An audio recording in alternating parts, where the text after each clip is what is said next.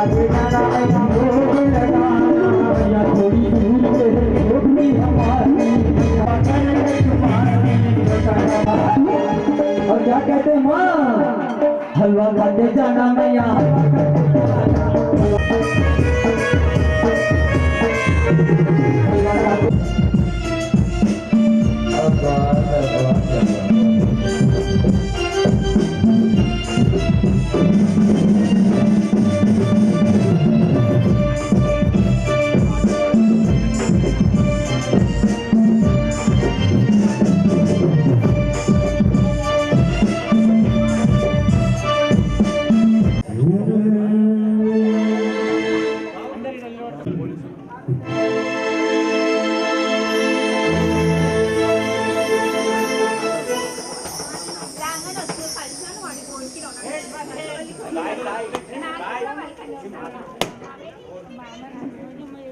श्रीकांत भाई के घर में बर्तनों की आती है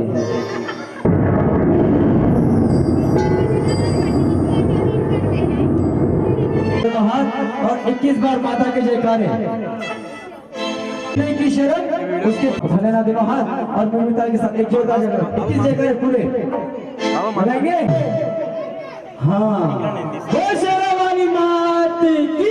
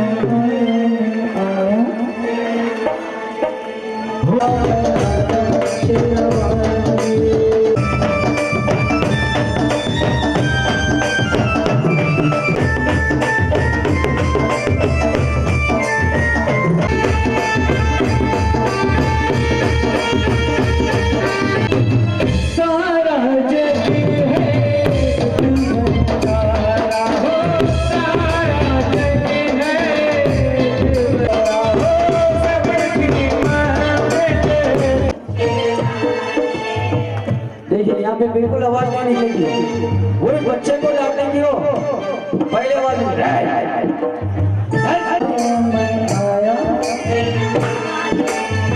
ऐसे खाली नहीं गाना है दोनों हाथ ताली इससे बीपी कंट्रोल होता है लय मिलती है।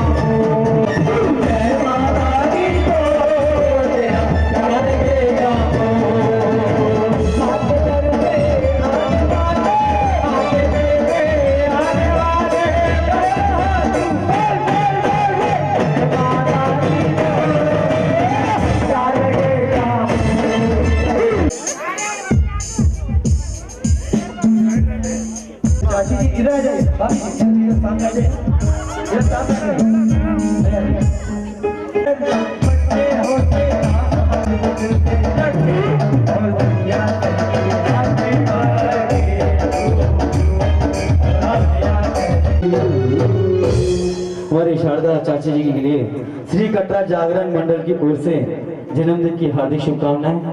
यहाँ से 10 मिनट का मध्यांतर होगा, सभी दरबार से कोई खाली हाथ ना जाए। यहाँ से 15 मिनट का मध्यांतर, फिर से हाथ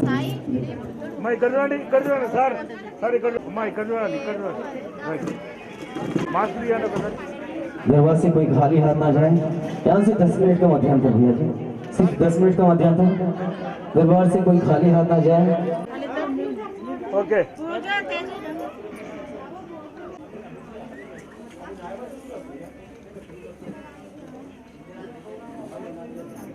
ओके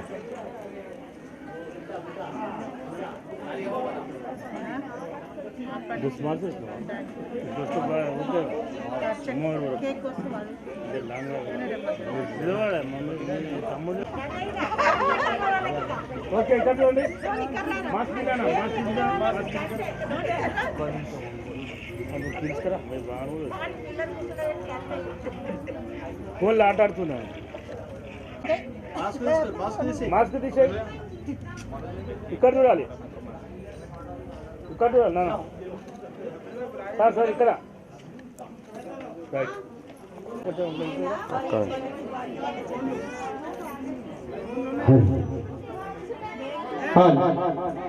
सर इतना सभी दरबार में हैं। सर इतना प्रभु भाई श्याम भाई राइट थैंक यू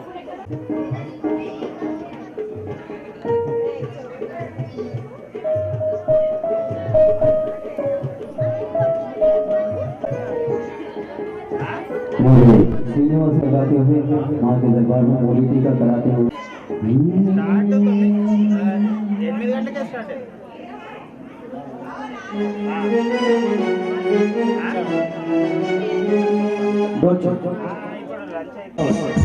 परिवार के सदस्य इनके तारीफ के लिए अगर लफ्ज कहने पड़े तो लफ्ज भी कम पड़ जाएगा। हमारे भैया जी भाभी जी हमारे मोहन भैया जी सभी दरबार में आ जाए। धूमटी परिवार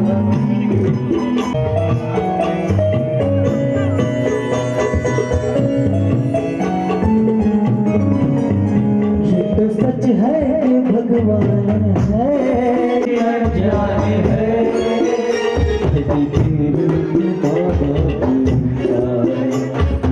माता की पहचान। ये तो सच है कि भगवान है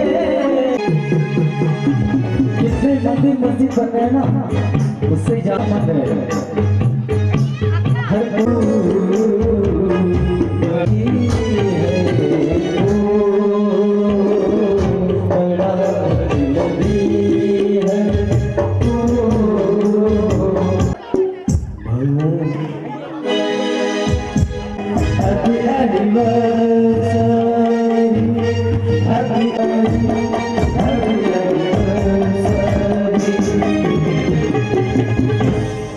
और जगदीश भैया जी शादी हो के 25 साल ना भैया जी, भैया के पेशेंस के लिए एक बार तालियां हो जाए।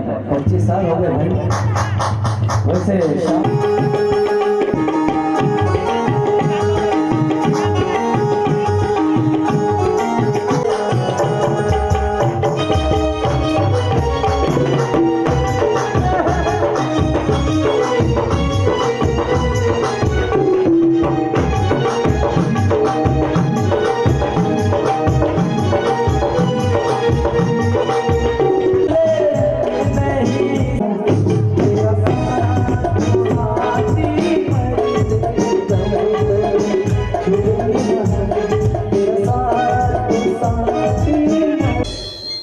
बोल तुझा भवानी जी हाय। सभी है बोल रहे, सभी है बोल रहे, जय की आवाज बिल्कुल नहीं आ रही है। अच्छा चलो भैया, तीन और मायादारी मैं समा वो मायादारी मैं समा की। हाँ अभी हाथ उठ रहे हैं।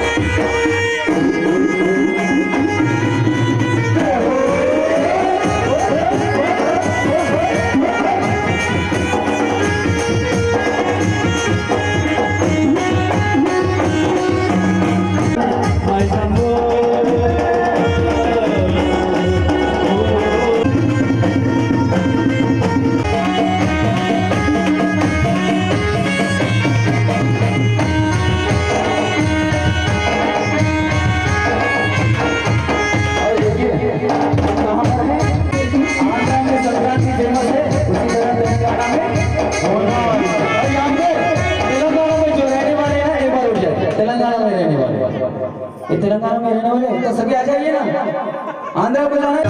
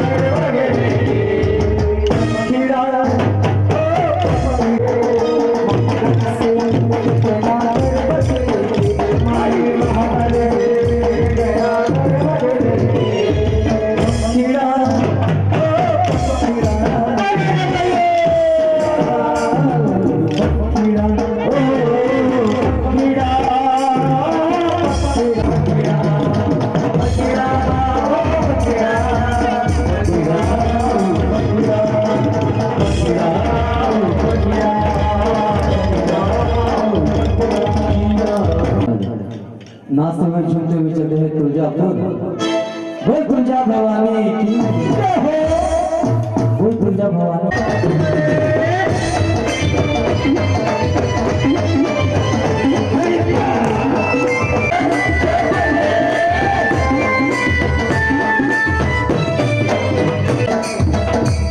माता का भजन चल रहा है कभी नहीं ना कैसे जब किसी की शादी हुई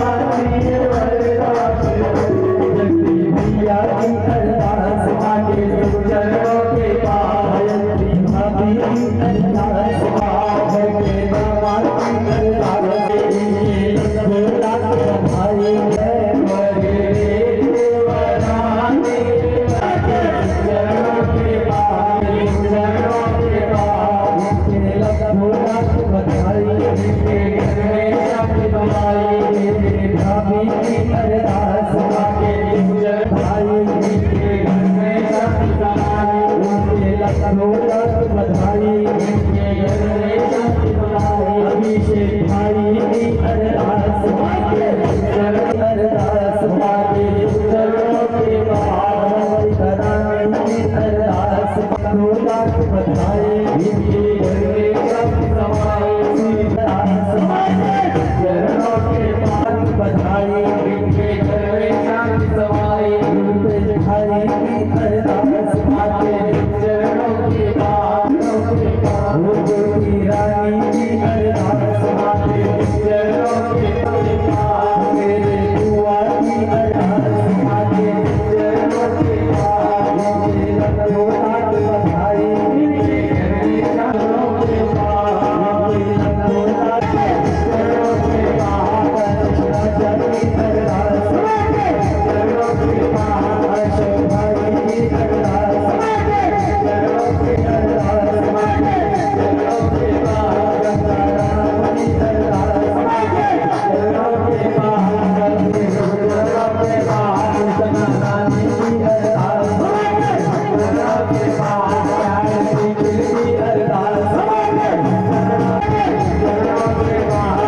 सना रानी की अरदास चरणों के पास गीता रानी की अरदास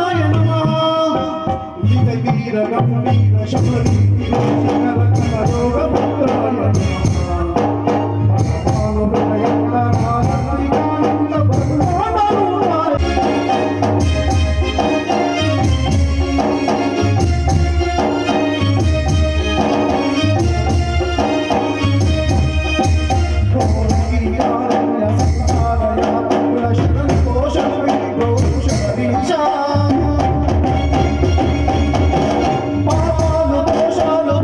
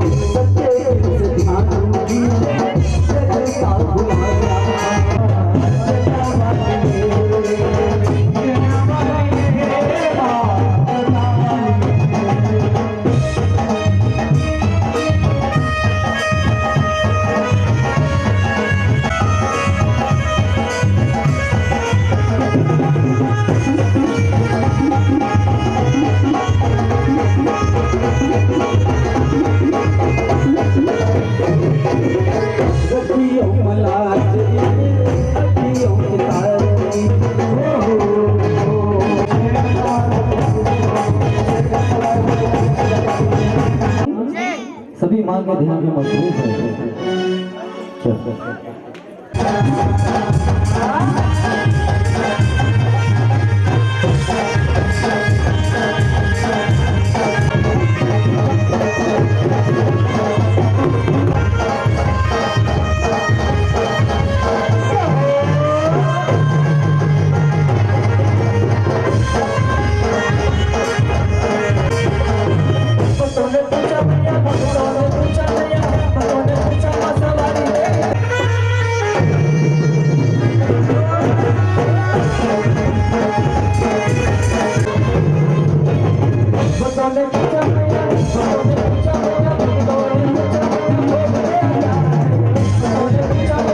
माँ का भोग हलवा पूरी और चना। तो क्या कहेंगे?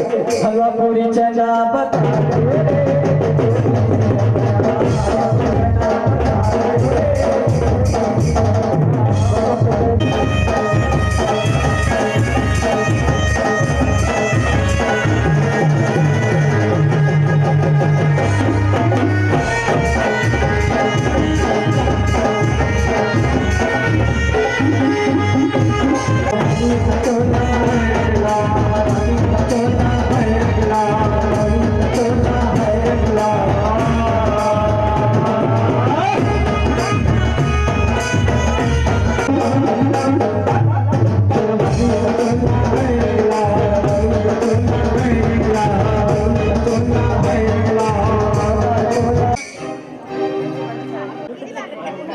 यस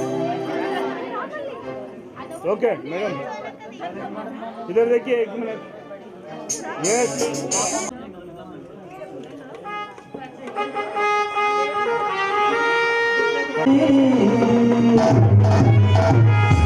आओ नजर उतारे राती की। हाँ तो क्या कहेंगे? वो सच्चे खच्चे कर बैठी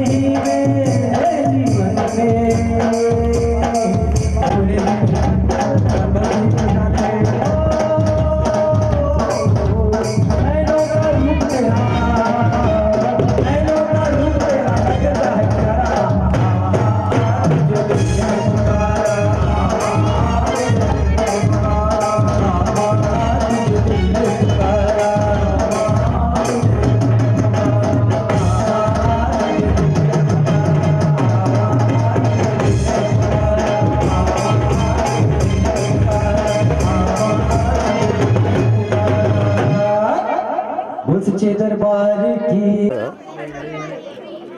पल्लू है पल्लू है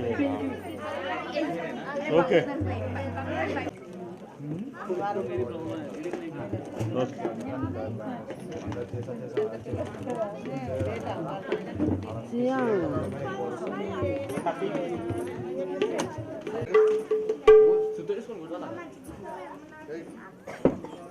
नारियल छोड़ सकते हैं ओके ना ओके थैंक यू का कोई उल्लेख नहीं है।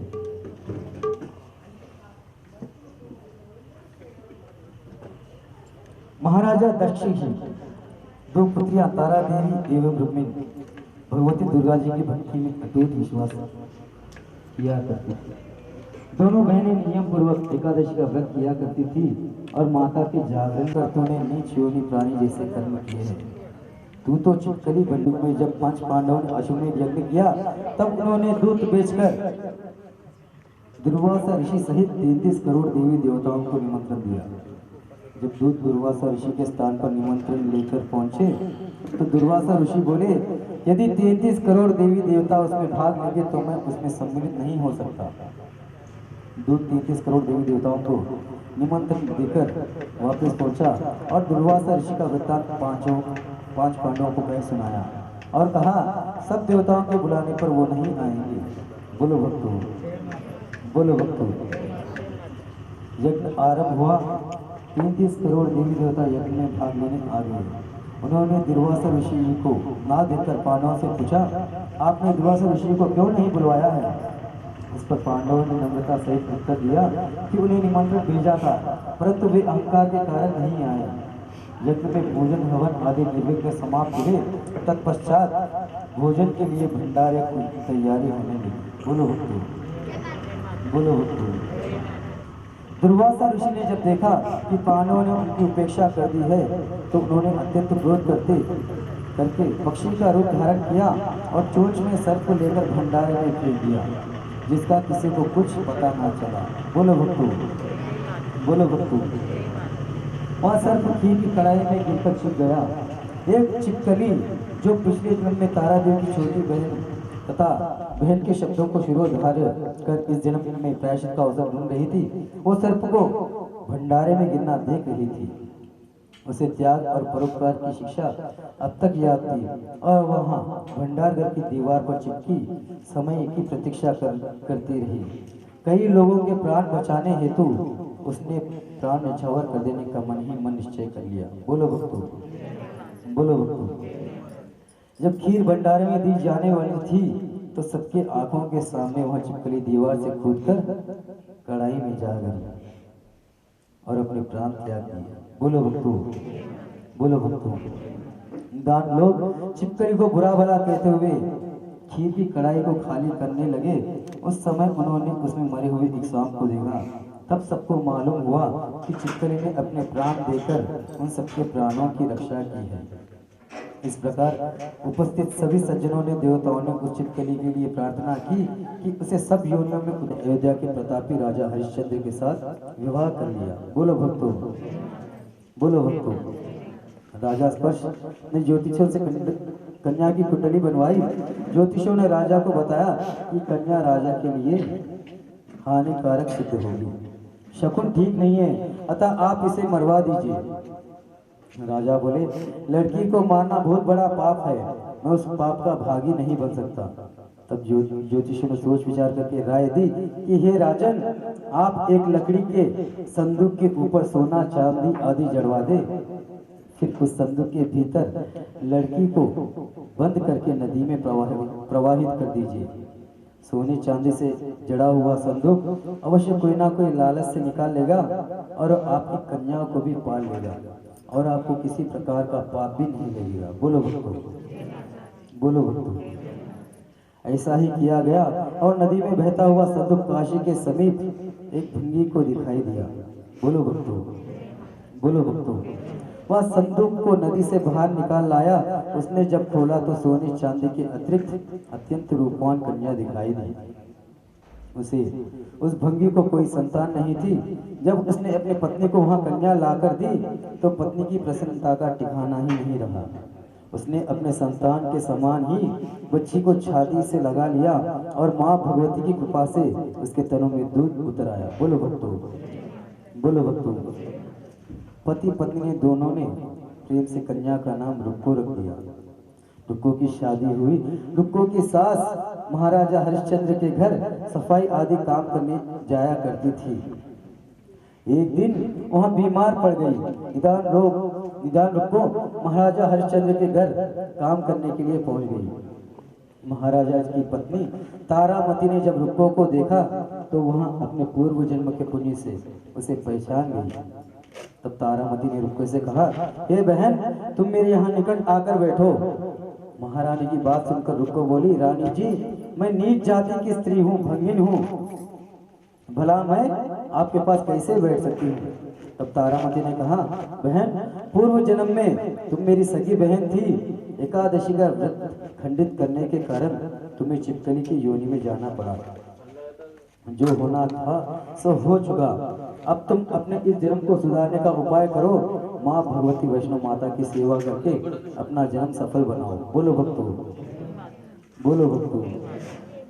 यह सुनकर रुक्को को बड़ी प्रसन्नता हुई और उसने उपाय पूछा। रानी ने बताया कि वैष्णो माता सभी मनोरथों को पूरा करने वाली है। जो लोग श्रद्धा पूर्वक माता का पूजन व जागरण कराते हैं उनकी सभी मनोकामनाएं पूर्ण होती है। बोलो भक्तों, बोलो भक्तों। रुक्को ने प्रसन्न होकर माता की मनोती करते हुए कहा, हे माता, यदि आपकी कृपा से मुझे एक पुत्र प्राप्त हो जाए तो मैं भी आपका पूजन व जागरण करवाऊंगी।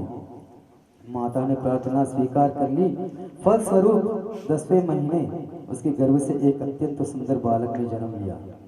परंतु दुर्भाग्यवश रुक्को को माता का पूजन जागरण का कराने का ध्यान ही नहीं रहा। परिणाम यह हुआ, जब वहाँ बालक 5 वर्ष का हुआ तो एक दिन उसे माता निकल आई चेचक। रुक्को ने दुखी होकर अपने पूर्व जन्म की बहन तारामती के पास गई और बच्चे की बीमारी का सब वृत्तांत कह सुनाया। तब तारामती ने कहा, तू जरा ध्यान करके देख, तुझसे माता के पूजन में कोई भूल तो नहीं हुई। इस पर रुक्को को 6 वर्ष पहले की बात ध्यान में आ गई और उसने अपराध स्वीकार कर लिया। उसने फिर मन ही मन निश्चय किया कि बच्चे को आराम होने पर जागरण अवश्य करवाऊंगी। बोलो भक्तों, बोलो भक्तों। माँ भगवती की कृपा से बच्चा दूसरे ही दिन ठीक हो गया। तब रुक्को ने देवी के मंदिर में जाकर पंडितों से कहा कि मुझे अपने घर माता का जागरण कराना है, अतः आप मंगलवार को मेरे घर पधार कर उतार्थ करें। पंडित जी बोले, अरे रुक्को, तू यही 5 रुपये दे जा, हम तेरे नाम से मंदिर में ही जागरण करवा देंगे। तू नीच जाति की स्त्री है, इसीलिए हम तेरे घर में आकर देवी का जागरण नहीं कर सकते। रुक्को ने कहा, हे पंडित जी, हे पंडित जी, माता के दरबार में तो ऊंच नीच का कोई विचार नहीं होता है। वो तो सभी भक्तों को समान रूप से ही कृपा करती है, अतः आपको कोई ऐतराज नहीं होना चाहिए। इस पर पंडितों ने आपस में सोच विचार करके कहा कि यदि महारानी तारामती तुम्हारे जागरण में पधारे तो हम भी स्वीकार कर लेंगे। बोलो भक्तों, बोलो भक्तों। यह सुनकर रुक्को महारानी के पास गई और सब वृत्तांत कह सुनाया। तारामती ने जागरण में सम्मिलित होना स्वीकार कर लिया। बोलो भक्तों, बोलो भक्तों। जिस समय रुक्को पंडितों से कहने गई कि महारानी जी भी जागरण में आवेंगी, उस समय सेना नाई ने सारी बात सुन ली और उसने महाराजा हरिश्चंद्र को जाकर सूचना दे दी। राजा ने सेना नाई की सारी बात सुनकर कहा कि तेरी बात झूठी है। महारानी भंगियों के घर जागरण में नहीं जा सकती।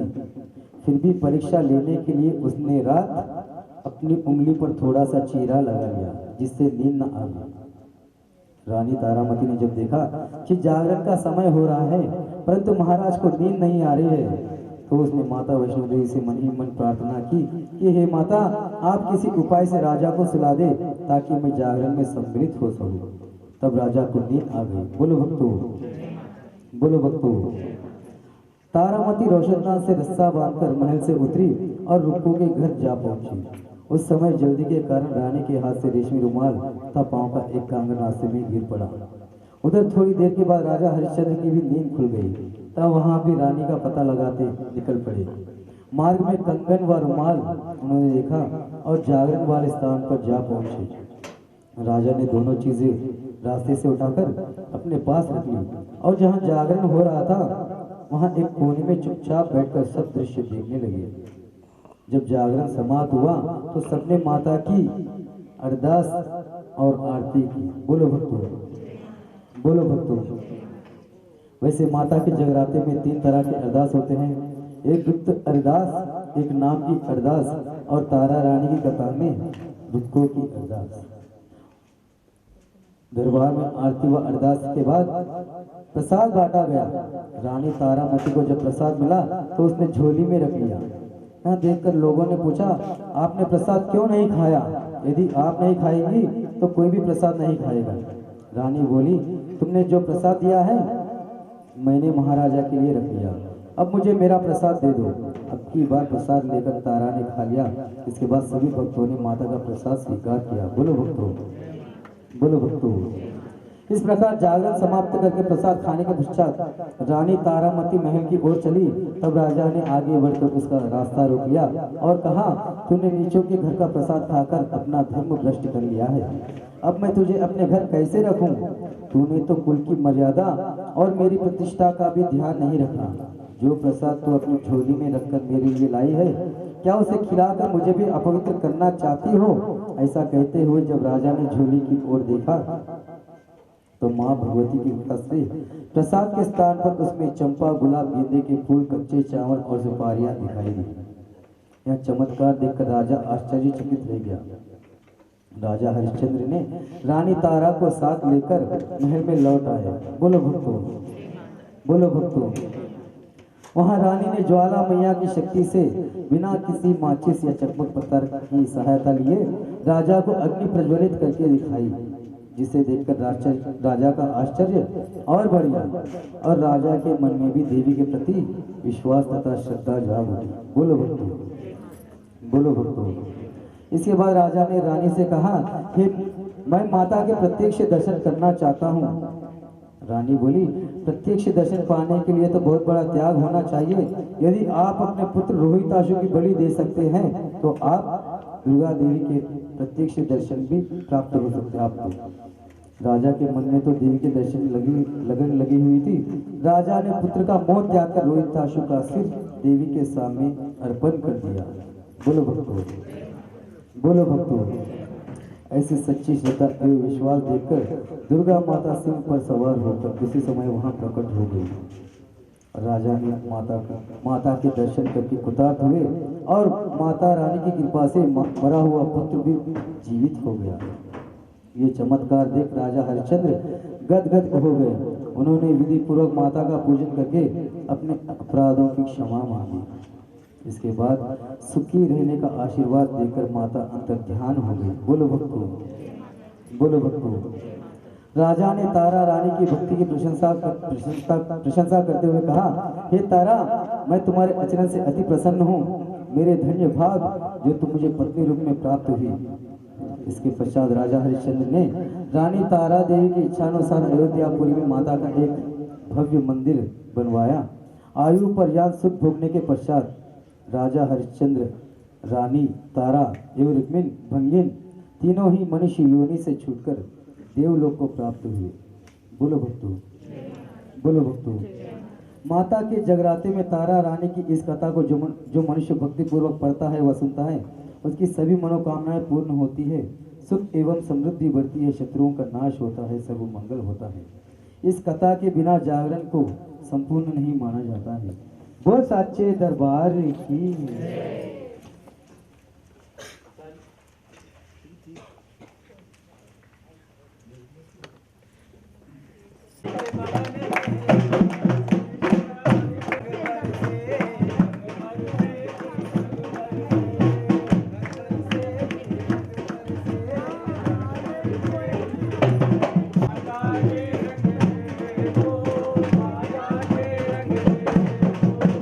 बार बार ना मिलेगा।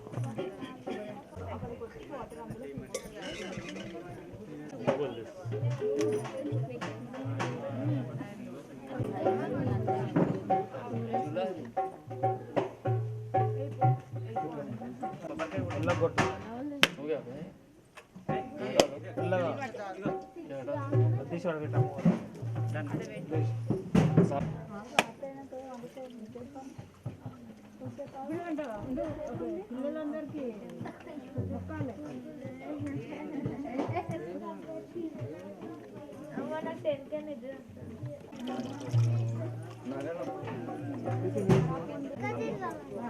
ఇంకా జరగనా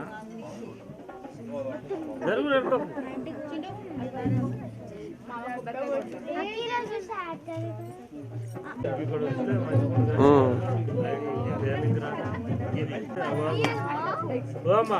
పడిపోతుంది లైట్ పడిపోతుంది మిమ్మల్ని చేపట్టుకునే వస్తున్నారు మిమ్మల్ని చేపట్టుకునే వస్తున్నారు మీరు అడుగుతున్నారు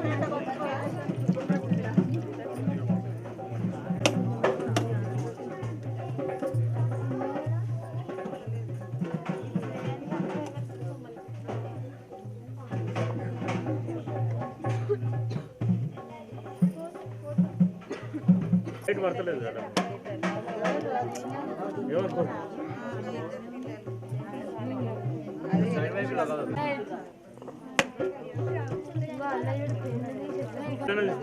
ఎంత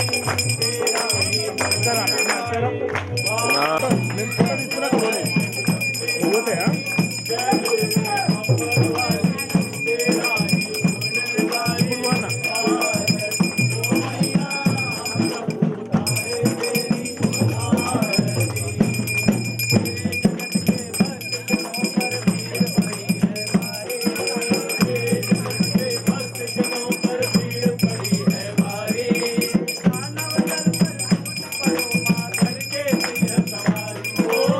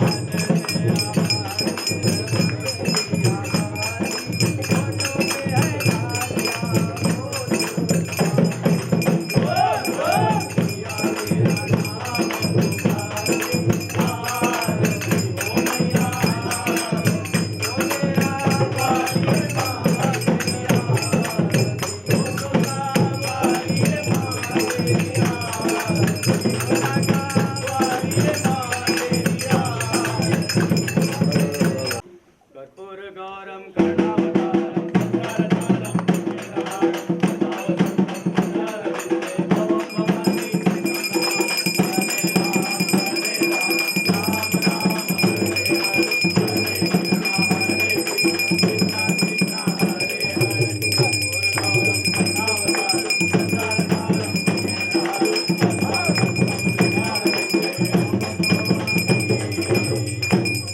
हरे की जय। ओ जगदम्बे माते की जय। ओ शेरा वाली माते की जय। ओ जोता वाली माते की जय। ये अंतिम जयकारा यहाँ से कम बेगम बाजार तक तो जाना चाहिए। जयकारा शेरा वाली दा जय। वाली की जय।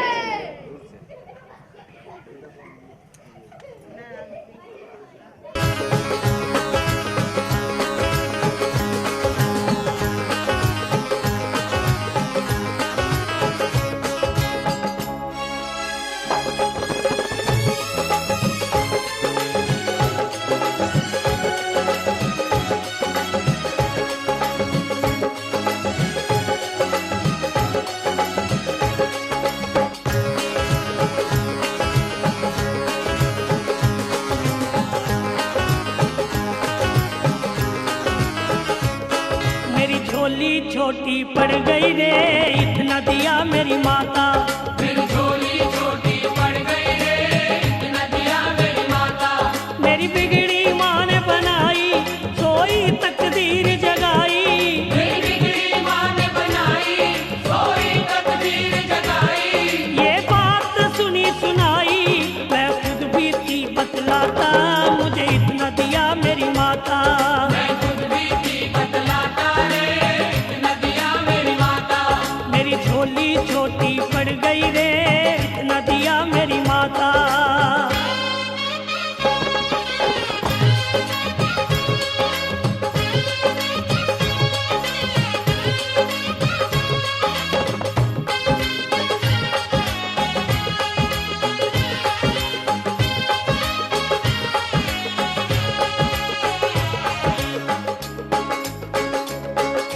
मान मिला सम्मान मिला गुणवान मुझे संतान मिली।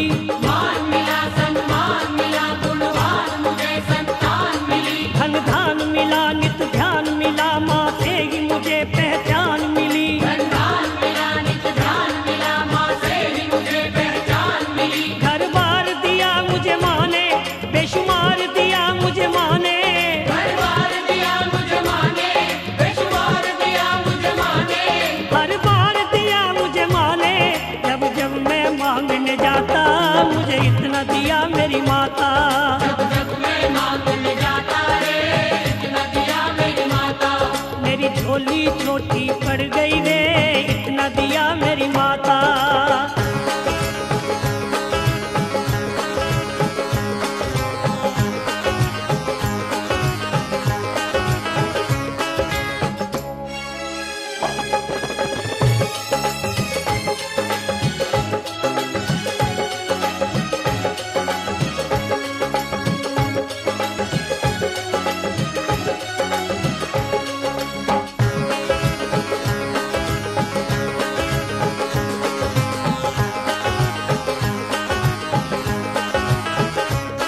मेरा रोग कटा मेरा कष्ट मिटा हर संकट माँ ने दूर किया। मेरा रोग कटा मेरा कष्ट मिटा हर संकट माँ ने दूर किया। भूले से कभी जो गरूर किया मेरे अभिमान को चूर किया। भूले से कभी जो गरूर किया मेरे अभिमान को चूर किया। मेरे अंग संग हुई सहाई भटके को राह दिखाई।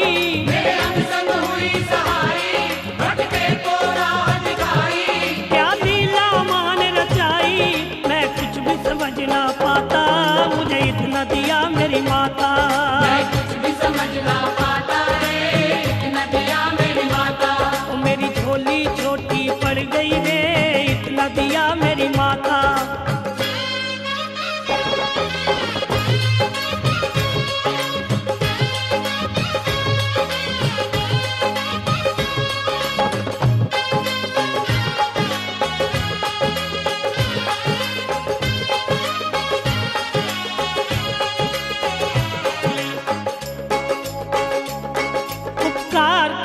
भव पार करे, सपने सबके साकार करे। पार करे भव पार करे, सपने सबके साकार करे। ना देर करे माँ मेर करे, भक्तों के सदा भंडार भरे। ना देर करे माँ मेर करे, भक्तों के सदा भंडार भरे। महिमा है निराली माँ की, दुनिया है सवाली माँ की। महिमा है निराली माँ की, दुनिया है सवाली माँ की। जो लगन लगा ले माँ की, मुश्किल में नहीं घबराता, मुझे इतना दिया मेरी माता। मुश्किल में नहीं घबराता रे, इतना दिया मेरी माता। मेरी झोली छोटी पड़ गई रे, इतना दिया मेरी माता।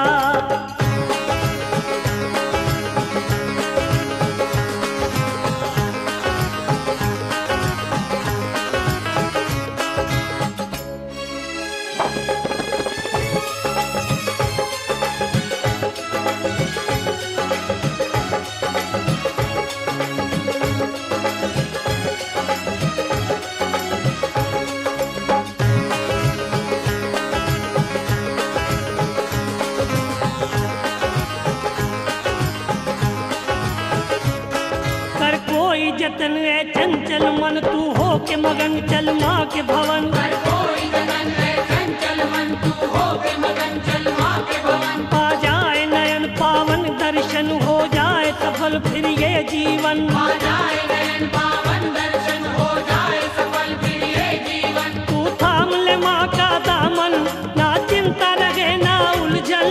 तू थाम ले माँ का दामन, ना चिंता रहे ना उलझन। दिन रात सरल कर सुमिरन, चाकर माँ का कहलाता, मुझे इतना दिया मेरी माता। जाकर माता कहलाता रे, इतना दिया मेरी माता। मेरी झोली छोटी पड़ गई रे, इतना दिया मेरी माता। मेरी झोली छोटी पड़ गई रे, इतना दिया मेरी माता। मेरी बिगड़ी माँ ने बनाई, सोई तकदीर जगाई। मेरी बिगड़ी माँ ने बनाई, सोई तकदीर जगाई। ये बात सुनी सुनाई, मैं खुद बीती बतलाता, मुझे इतना दिया मेरी माता। मैं खुद भी थी बतलाता रे, इतना दिया मेरी माता। मेरी झोली छोटी पड़ गई रे, इतना दिया मेरी माता। मेरी झोली छोटी पड़ गई रे, इतना दिया मेरी माता। मेरी झोली छोटी पड़ गई रे, इतना दिया मेरी माता। मेरी झोली छोटी पड़ गई रे, इतना दिया मेरी माता। मेरी झोली छोटी पड़ गई रे, बहुत दिया मेरी माता।